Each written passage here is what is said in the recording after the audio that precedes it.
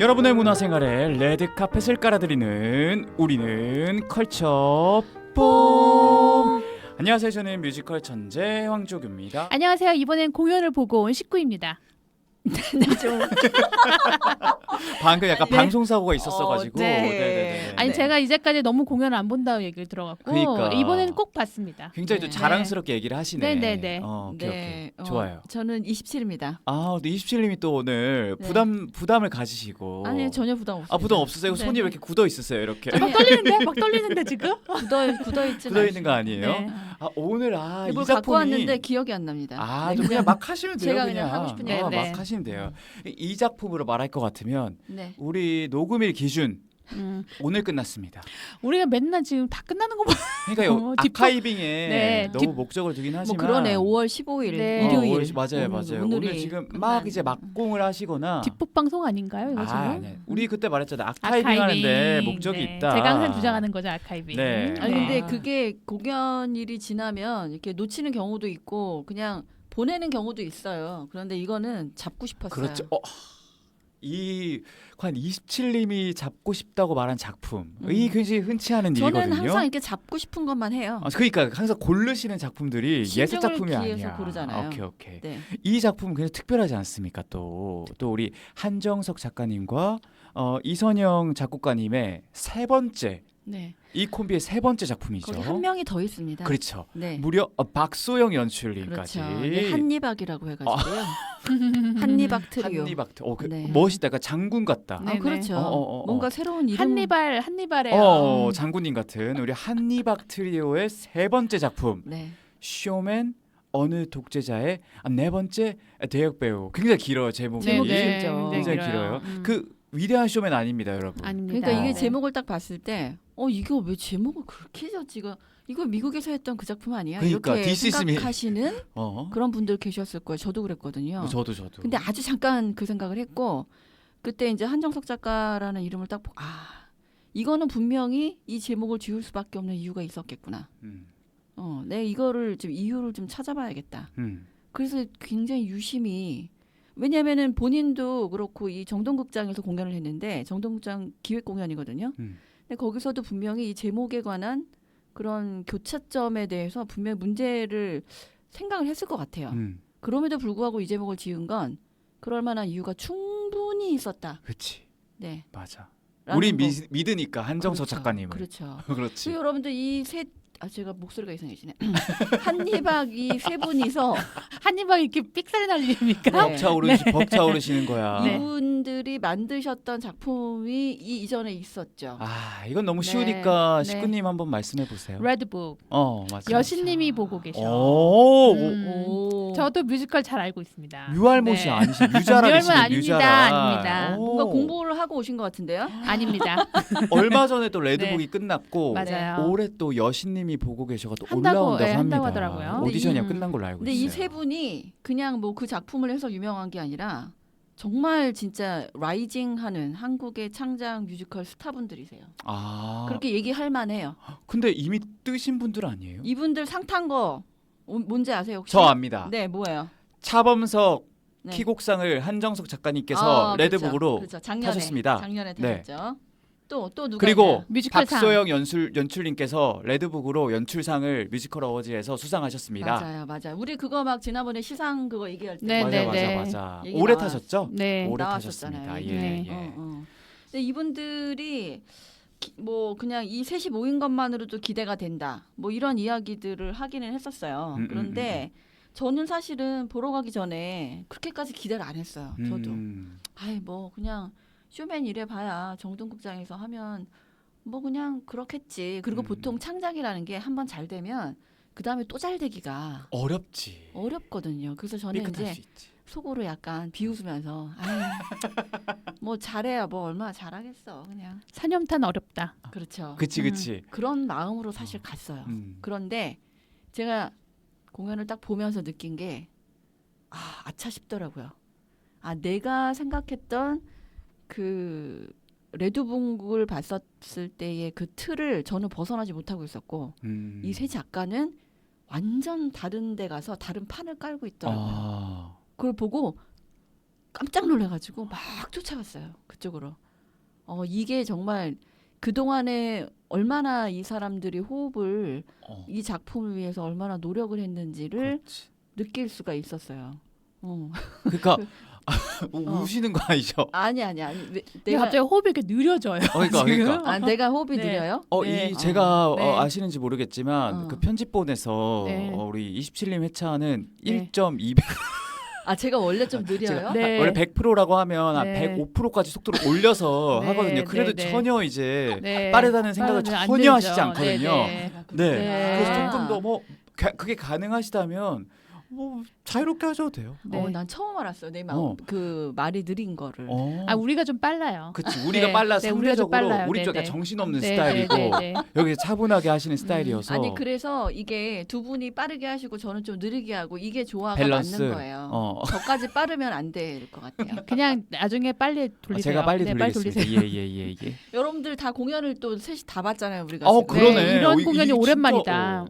캐스트가 좀 달랐을 수도 네, 있겠다. 저 혹시 캐스트 달랐어요. 27님은 저는 누구를 봤냐면요. 윤나무 배우님하고 아. 정윤선 배우님. 정훈선 배우님. 그러니까 정훈선 정훈선. 배우님. 정훈선 배우님 그리고 나머지는 똑같아요. 안창용 원캐스트. 배우님, 이현진 배우님, 맞아요. 김대용 배우님, 이다정 배우님. 이 네 분은 1인 다역. 맞습니다. 네. 근데 저는 윤나무 배우님 너무 좋았어요. 저도. 정훈선 배우님도 너무 좋았고. 저 두 분의 공연을 처음 봤던 것 같거든요. 쇼맨을 통해서. 네네. 근데 윤나무 배우님은 어쨌든 연극을 또 많이 네, 많이 하셨더라고요. 하셨어요. 네. 근데 굉장히 그런 연기적인 왜냐면 노인이었다가 젊은 몸, 시절에 왔다 갔다 예. 하잖아요. 맞아. 몸의 움직임 너무 좋죠. 윤나무 배우님 너무 좋았습니다. 저도 윤나무 배우님이랑 박란주 배우님 란주 봤어요. 배우님. 네네. 진짜 거릴 캐스트가 없어 일단 어쩔 수 두 없어. 두 분 혹시 기억나세요? 이렇게 오프닝이 딱 되면은 그 앞에 윤나무 배우님이 딱 서가지고 조명이 이렇게 딱 가운데 비춰지면 노래를 하기 시작을 해요. 네네. 그 넘버가 인생은 내 키만큼.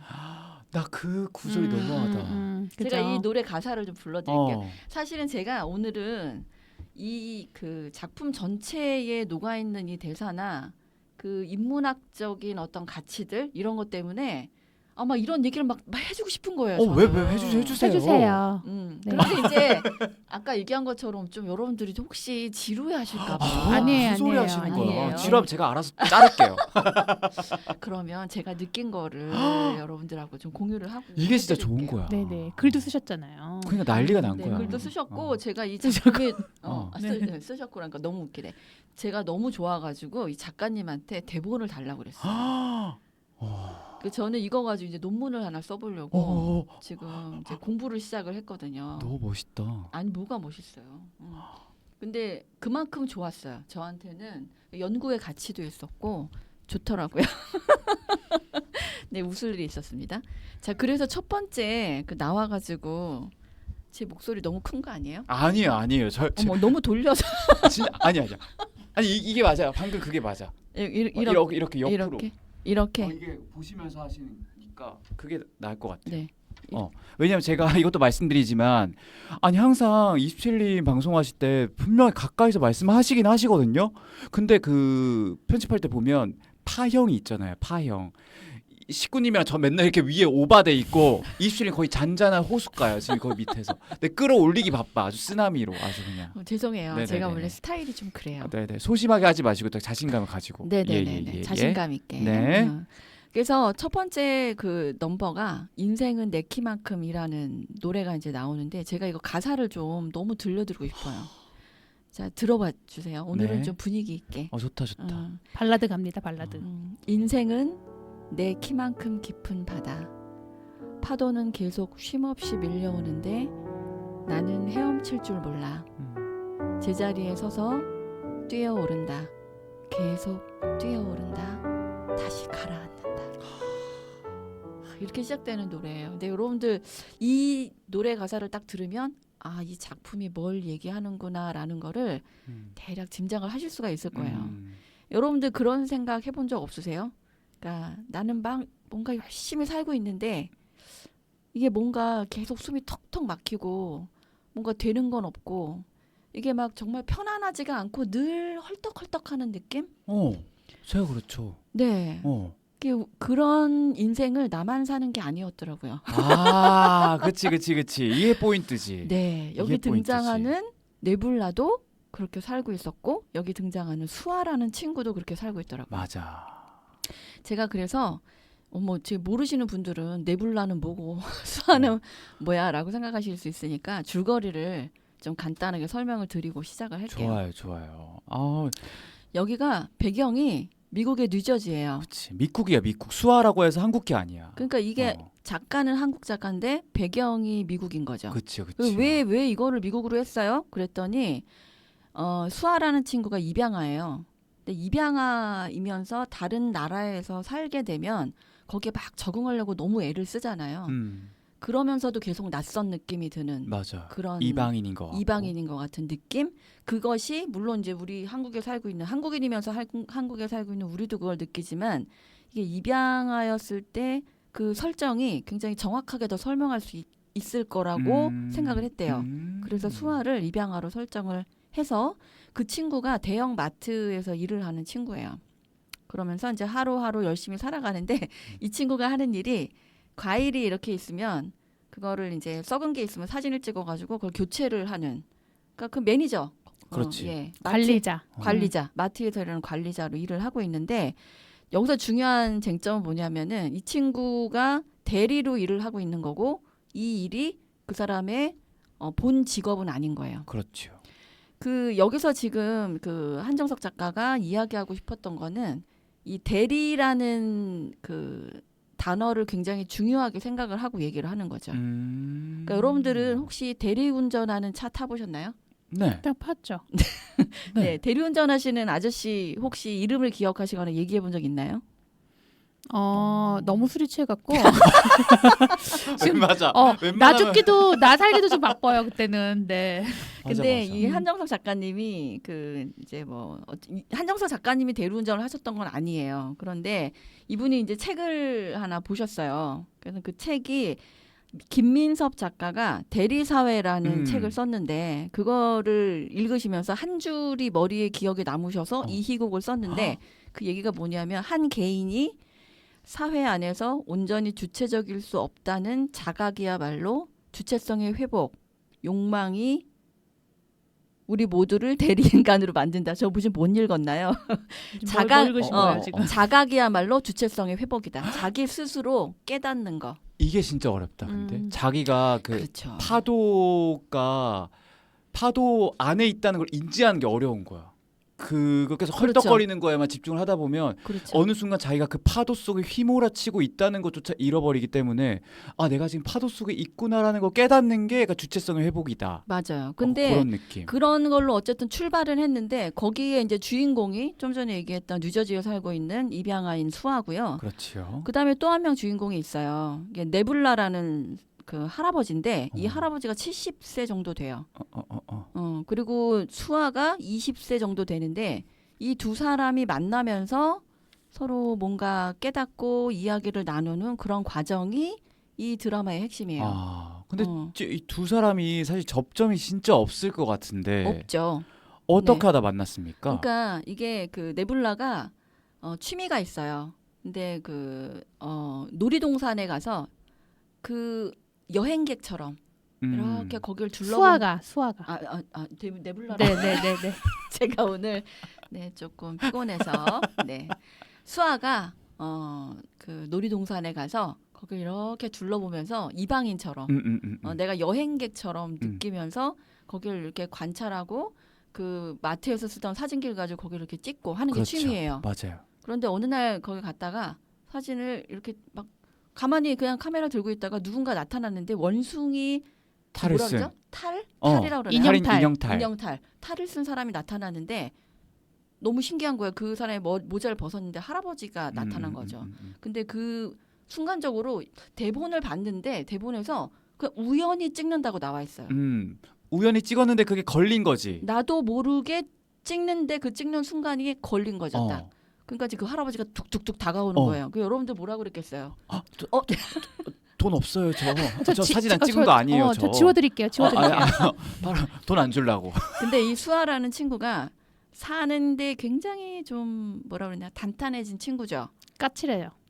까칠하고 여기서는 뭐라고 표현해야 되나요? 약간 좀 그 달코 다른 약간 그런 게 좀 있어요. 그래가지고 딱 오니까 한 얘기가 내가 원래 전문 사진 촬영가인데 찍었으니까 뭐 100불을 내던가 아니면 뭐 내가 보내드릴게요. 돈을 보내면 오히려 뻔뻔하게 뭐 아주. 싫으면 지워버리면 되고 뭐 이렇게 얘기하는 거죠. 이랬어. 근데 이제 그 할아버지가 하는 말이 너무 진지한 표정으로 내 사진을 좀 찍어줄 수가 있냐. 그치. 전문 사진작가 같은데. 근데 이제 그 수아는 속으로 약간 찔렸죠. 왜냐하면 자기는 마트에서 사진 찍는 사람이잖아요. 모면하려고 한 건데 그냥. 자, 여기서 제일 중요한 게 뭐냐면 수아가 전문 사진 작가가 아닌데 사진을 찍는 일을 하는 전문가처럼 일을 하는 그것도 굉장히 중요한 포인트고요. 이 할아버지가 의뢰를 하면서 이제 일을 시작을 하는데 한 장면당 100컷을 찍어달라 그래요. 근데 여러분들 생각해 보세요. 한 장면을 100컷을 찍는 게 쉬운 일은 아니잖아요. 맞아 어려워. 나도 그 이번에 프로필 사진 찍을 때 한 컨셉당 100컷 정도 찍었는데 진짜 힘들더라고요. 근데 돈을 너무 두둑히 주니까 안 할 에이 수가 없어. 모르겠다. 돈이나 벌어보자. 그러면서 둘이 이제 그 사람은 사진을 찍는 연기를 막 하고 수아는 사진을 찍는 그것 때문에 일주일에 한 번씩 만나기 시작을 하는 거예요. 그렇죠. 그런데 재밌는 게 여기서 이제 그 아까 뉴저지 이야기를 했는데 가상의 나라도 등장을 해요. 그게 가상의 나라구나. 네. 이 그 네블라라는 사람이 파라디수스 공화국에서 살다가 온 사람이에요. 미국으로. 그렇죠. 망명을 한 사람이죠. 그리고 72세였고 48년생인데 이제 그 희곡을 보면 그 파라디수스라는 공화국에 대해서 굉장히 자세하게 설명이 돼 있어요. 우리는 그냥 이렇게 보잖아요. 그냥 잠깐 나오는데 거의 한 20줄 정도를 그 공화국에 대해서 설명을 하고 있어요. 네.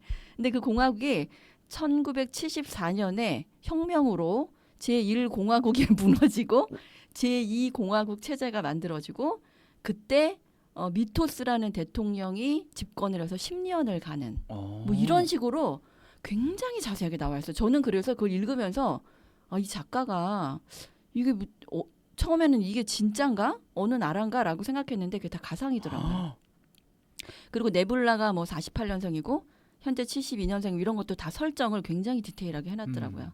근데 이 사람이 그 제2공화국에서 10년 동안 독재 체제 하에 살면서 굉장히 독특한 일을 하게 됩니다. 그게 이제 미토스라는 대통령의 대역 배우 역할을 하는 거죠. 여러분들 이게 이해가 좀 가시나요? 대역 배우가 뭘까요? 네, 그 왜 있잖아요. 그 저기 뭐냐 김정은 대역 배우 설경구 나온 영화 킹메이커? 킹메이커 아니 그 말고 그 말고 뭐? 그 나의 독재자인가 거기서도 네네네, 연기하잖아요. 거기 나오죠. 그 광해에서도 맞아요. 광해군 네. 대신에 이병헌 씨가 연기하시는. 그 저기 리투아니아의 차우세스크도 대리 역이 많았다고 하죠. 그 실제로? 네네. 그리고 우리가 맨날 지난 미국 대선 때 그 트럼프와 힐러리가 싸울 때 힐러리가 한번 쓰러진 적이 있었어요. 기억나세요? 아니요. 힐러리가 몰라요. 유세를 하다가 쓰러진 적이 있었어요. 그 사람들이 이제 힐러리가 이제 힘들어서 못하나 보다 하차하겠다 막 생각을 했는데 그 다음날 되게 멀쩡한 얼굴로 나와갖고 이제 사람들한테 이제 막 손을 흔드는 장면이 나왔어요. 근데 그게 가짜라고.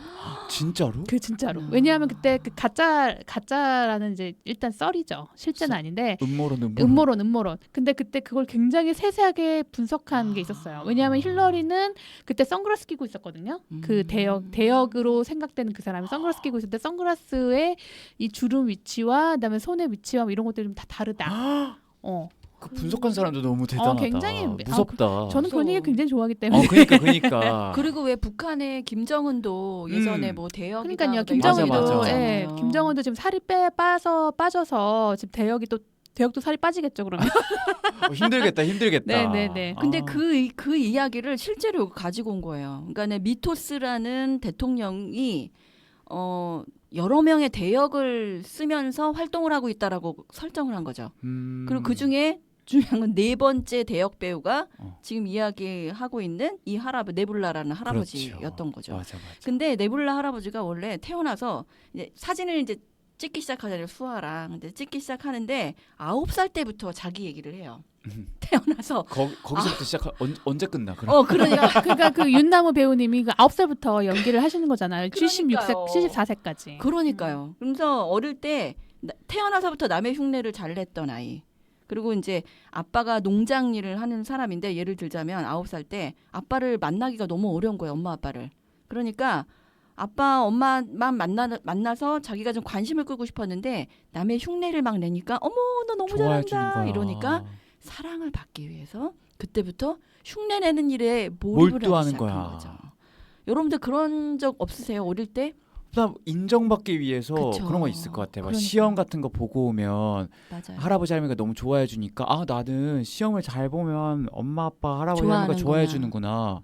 어릴 것 때 같아. 다 그렇게 성장을 하죠. 근데 나는 그런 게 없었던 것 같아.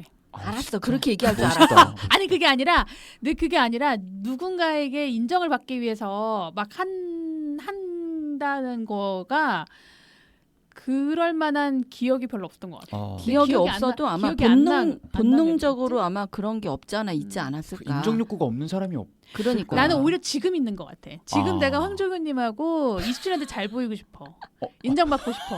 근데 내가 어렸을 때는 별로 그러지 않았던 것 같아. 지금 배가 너무 산으로 가기 때문에 제가 다시 끌고 오세요. 네블라 할아버지 이리 오세요. 오늘 파도 물러오세요. 네네. 굉장히 멀리 가시네. 너무 멀리 계속. 갔어. 그래서 이 네블라 할아버지가 9살 때부터 누군가에게 사랑받기 위한 그런 행위들을 막 하면서 사람들한테 칭찬을 받는 게 그게 너무 행복해서 그러면서 이제 동네에서 어머 너 너무 흉내를 잘 낸다. 그렇지. 우리 동네 그 사람들 모여가지고 축제하고 있으니까 너가 와서 흉내내기 연기 좀 할래? 이러면서 성장을 하게 돼요. 그래서 1973년에는 드디어 내가 연기를 너무 잘하나 보다. 그래가지고 극단에 입단을 하게 되는 거죠. 그렇지. 그런데 여기서 이제 문제에 부딪히게 됩니다. 나 여기가 제일 슬펐어. 내 개인적으로는 이 섹션이 제일 슬펐어. 저도 너무 슬펐어요. 뭐야 이 장면? 이 섹션이 아니, 그거잖아. 언니 그걸 어떻게 모를 수가 어떻게 있어요? 그걸 모를 수가 있어. 이게 제일 슬픈 극단 장면인데. 들어가서 극단 들어가서 오디션. 오디션만이 아니죠. 연기라는 그치. 것을 접근하는 그렇지.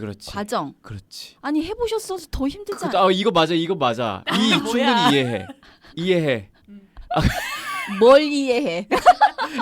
네블라 많이 아팠어. 살을 도려내는 것 같은 아픔이었어. 네. 네블라가 연기를 하는데